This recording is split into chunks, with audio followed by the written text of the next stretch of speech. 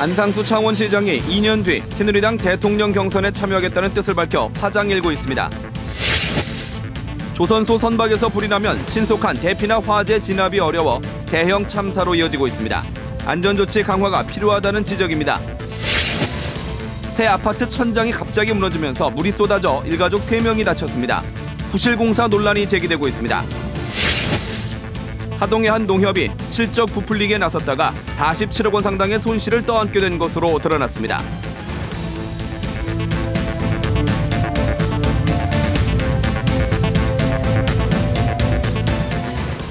안녕하십니까. 이어서 경남 소식입니다. 안상수 창원시장이 2년 뒤 새누리당 대통령 경선에 참여하겠다는 뜻을 밝혔습니다.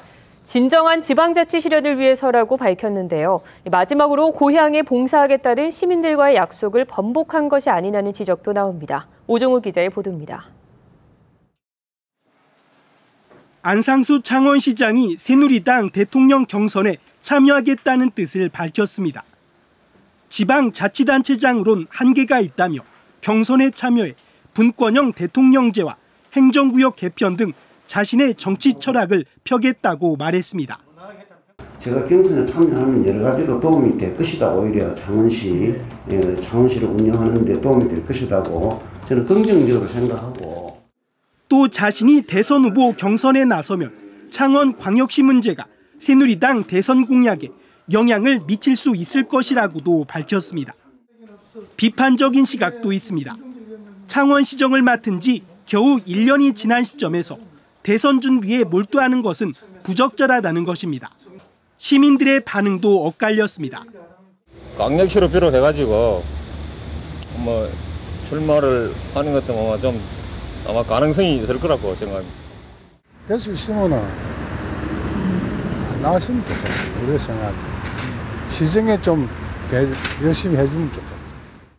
안 시장은 대선 경선에 나가고 싶다는 희망을 말했을 뿐이라며 선을 그었지만 이미 대권 도전을 선언한 홍준표 경남도지사와의 대립구도는 불가피해지면서 지역 정가에 큰 파장이 예상됩니다. KBS 뉴스 오종우입니다.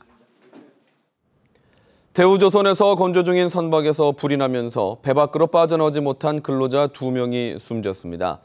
조선소 선박 화재의 경우 신속한 대피나 화재 진압이 어려워 대형 참사로 이어지고 있습니다. 김소영 기자가 보도합니다. 근로자 50여 명이 작업 중이던 LPG 운반선이 화염에 휩싸입니다. 완전 진화에만 7시간 넘게 소요되면서 대피하지 못한 2명이 숨졌습니다. 자기를 없애들 길이나 일단은 대피하라는 얘기는 하긴 했는데 하나하나 얼마까지 전달되는지 일단은 그건 확인을 현재로서는 안 되고. 지난해에도 현대중공업에서 건조 중이던 LPG 운반선에 불이 나 근로자 2명이 숨졌고 통영의 한 조선소에서도 어선화재로 수백억 대 재산 피해가 났습니다.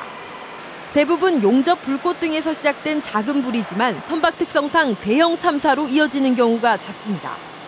선박 내부에 유류를 포함한 인화성 물질이 많은 데다 밀폐된 구조 때문에 유독가스가 삽시간에 퍼지기 때문입니다. 미로처럼 칸칸이 분리된 선내 구조 역시 인명피해를 키우고 있습니다. 강철의 열기 때문에 진화 작업도 쉽지 않습니다. 강철판은 화재 시에 열 전도 복사가 빨리 됩니다. 그래서 열 연기가 선박 내에 체류하는 관계로 옥내 진입이 어려워서 화재 진압에 애로가 많습니다. 지난 5년 동안 조선소 등에서 발생한 선박 화재는 모두 490여 건. 이 가운데 가장 많은 44%가 부주의로 발생하고 있어 화재 예방을 위한 강화된 안전조치가 시급합니다. KBS 뉴스 김소영입니다. 새 아파트의 천장이 갑자기 무너지면서 물이 쏟아져 일가족 3명이 다쳤습니다. 이웃집에도 물이 들어차고 엘리베이터가 멈추기도 했는데요. 주민들은 부실 공사를 주장하며 업체에 항의하고 있습니다. 보도에 김준원 기자입니다. 아파트 거실 천장이 무너져 뼈대가 훤히 드러났습니다. 주방에는 벽지가 물을 먹어 금방이라도 떨어져 내릴 것 같습니다. 천장이 무너질 때 쏟아져 내린 물은 무릎까지 차올랐습니다. 날벼락에 뇌출혈로 몸이 불편한 58살 김모 씨 등 가족 3명이 한꺼번에 다쳤습니다. 아니 터졌어요. 끊었으면 그래가지고 치워야 뭐지? 자신 놀라고만 꼬랑 지르고만 난리치. 그 나중에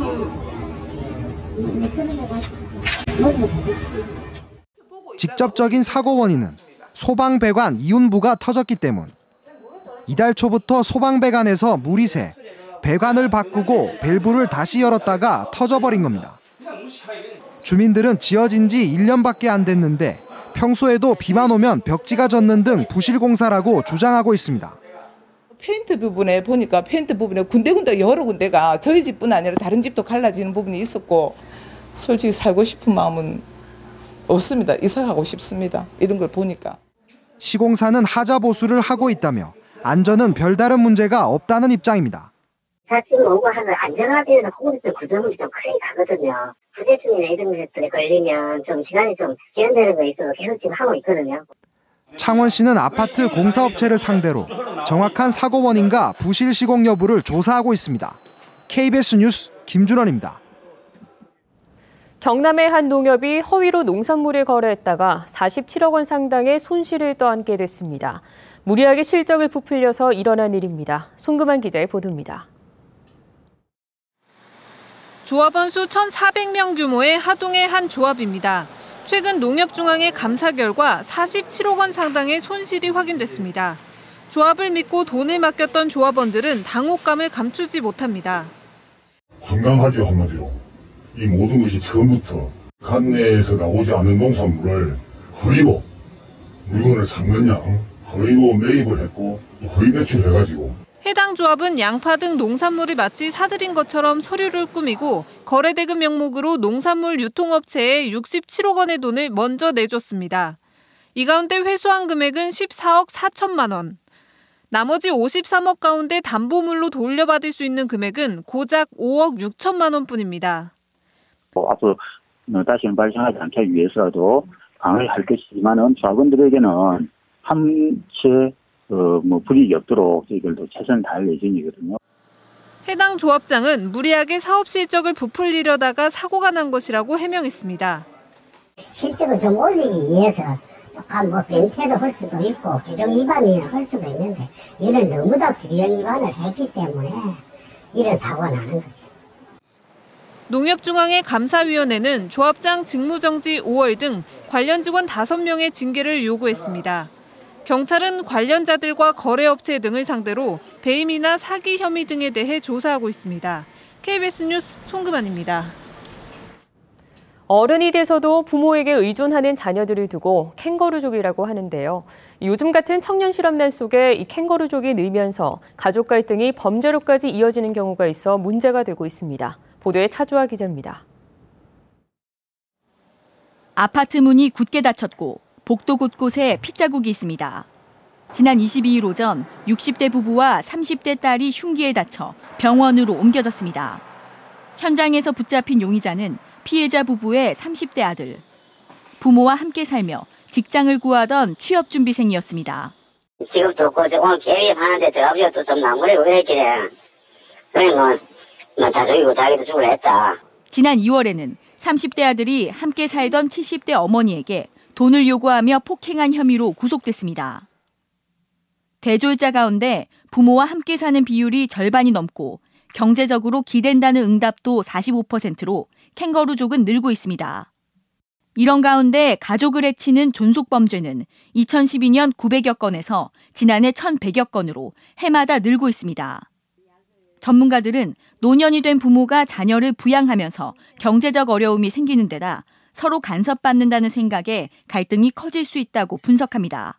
자녀가 경제적으로 독립을 하지 못하거나 하게 됐을 경우에 이 자녀를 계속적으로 이제 보호하다 보면 인격적으로 동등한 대상으로 여기지 않고 세대 간의 갈등이 굉장히 심화되어 있는 측면들이 있는데 이런 부분들이 이제 갈등과 폭력으로. 청년 취업난 속에 캥거루족은 계속 늘 것으로 보여 가족 간의 갈등을 푸는 새로운 소통 방식도 필요해 보입니다. KBS 뉴스 차주아입니다.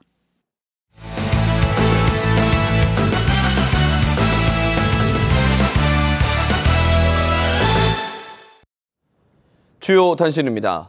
경남 남해안 전 해역에 적조 경보가 계속되는 가운데 거제 저구와 남해 가라 해역에 고농도 적조띠가 관측되고 있습니다. 경상남도는 거제 남부 저구에서 대포 남단 해역에서 바닷물 1ml당 적조생물 2,000개체, 남해 가라에서 하동 대도 해역에서는 3,200개체가 검출돼 양식장 폐사를 일으킬 수 있다고 밝혔습니다. 중국계 기업들이 경상남도와 진해 글로벌 테마파크 투자 협약을 맺었습니다. 오늘 홍콩 메리어트 호텔에서 열린 경남 투자 유치 설명회에서 실버선 그룹 등 50개 중화권 기업들이 홍준표 경남지사와 진해 글로벌 테마파크에 투자하는 협약을 체결했습니다. 이들은 경남 관광산업에 투자하는 협약을 추가로 체결했고, 실버선 그룹과 홍콩 기업들은 경남 투자를 위한 자체 컨소시엄 협약을 별도로 맺었습니다. 이른바 성완종 리스트와 관련해 홍준표 지사에 대한 재판에서 검찰이 자금 수수 시기를 2011년 6월 중하순으로 압축했습니다.